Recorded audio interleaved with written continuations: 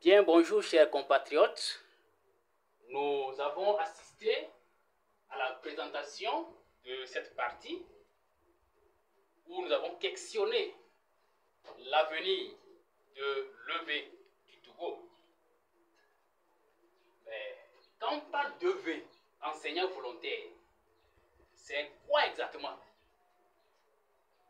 C'est là que nous allons essayer de voir à ce niveau. Et toute cette présentation que nous faisons, dans la logique de l'engagement en faveur d'un mieux-être de l'enseignant volontaire, s'inscrit, je le dis toujours, dans la droite ligne de la lettre ouverte que nous avons écrite au chef de l'État.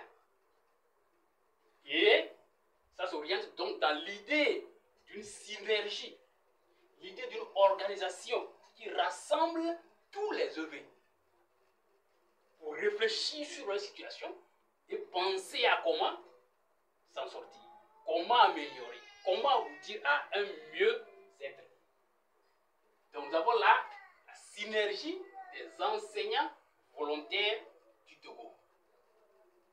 Bien. Quand on parle d'enseignants volontaires, c'est tout un ensemble de types, de catégories, etc. de personnes. Et on peut essayer de les classer.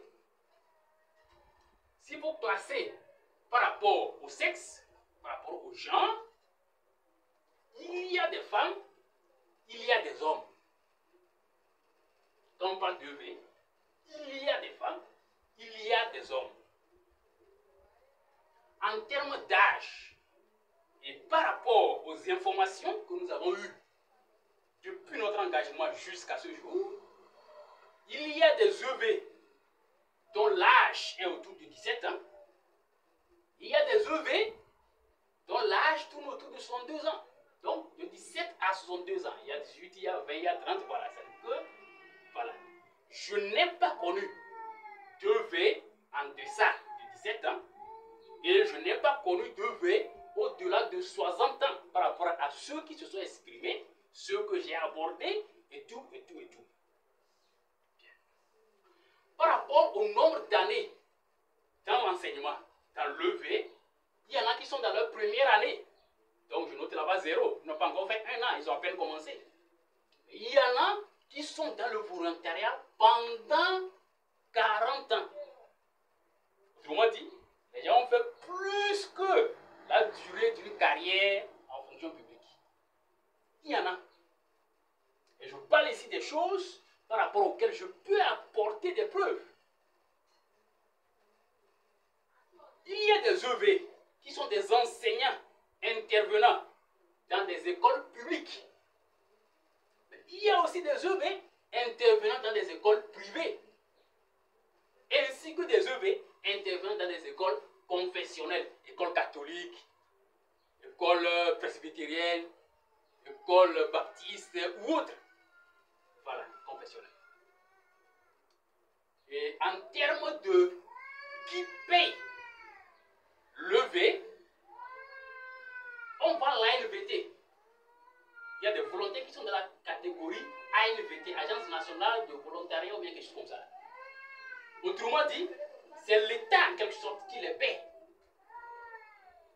Et il y a des EV qui sont sous le budget de l'établissement. Autrement dit, c'est le chef d'établissement et en réalité, les parents d'élèves qui gèrent ces EV-là en termes de recrutement, en termes de paiement, etc. Par rapport au niveau d'enseignement, vous parlez du niveau scolaire, pas du niveau scolaire de l'enseignant, mais il intervient à quel niveau? Voilà. Il y a des EV, des enseignants volontaires, au niveau du préscolaire, au niveau du primaire, au niveau du secondaire, premier et deuxième degré. Au niveau de l'université, je n'ai pas eu de précision par rapport à l'existence d'EV. Mais du préscolaire jusqu'au lycée, il y a des EV un peu partout.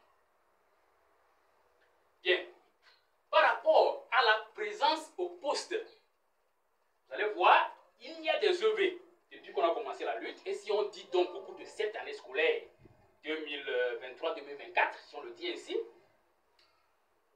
il y a des EV qui sont présents au poste. On est d'accord? Et je regarde en parlant de la partie même de la note ouverte, qui est un repère ou un fondement de ce mouvement-là. Il y a des EV présents au poste, et il y a des EV absents volontairement, c'est qu'eux-mêmes ils sont fatigués, ils sont partis.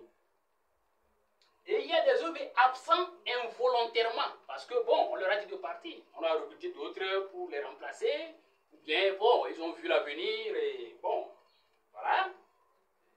C'est pas aussi volontaire que ça, mais voilà, on a annoncé qu'un enseignant viendrait.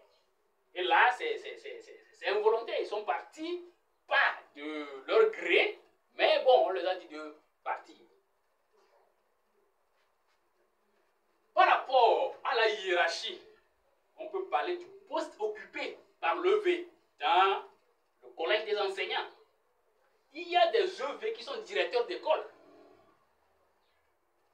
Nous avons dit que EV, ça rassemble déjà et le public et le privé, le confessionnel. Hein. Donc, EV directeur d'école, peut-être on peut ne pas trouver dans le public. Mais dans les privés confessionnels, il y en a plein. Il y a des EV censeurs. Il y a des EV surveillants. Il y a des EV enseignants. Si on peut le dire enseignant simple. Si on revient au côté du salaire, il y a des EV qui sont à 0 francs. Je dis bien 0 francs. Là, peut-être c'est au cours d'une journée ou bien d'une soirée, voilà, il y a les élèves qui l'aident peut-être dans son champ ou bien quelque chose comme ça. Bon, il y a une formule en tout cas pour motiver la personne, pour... voilà. Mais en termes de salaire, strictement parlant, il y en a qui sont à 0 francs. Et il y en a qui ont quand même un salaire qui tourne autour de 90 000. Donc, la majorité tourne autour de 5 000, 10 000, 15 000, 20 000, voilà. Mais dans tous les cas, en termes de fourchette, on est dans 0 à 90 000 francs le mois. Vous voyez? Donc, s'engager pour les EV, c'est s'engager pour tout ce monde-là, dans toute cette diversité. Et il faut donc savoir faire des propositions.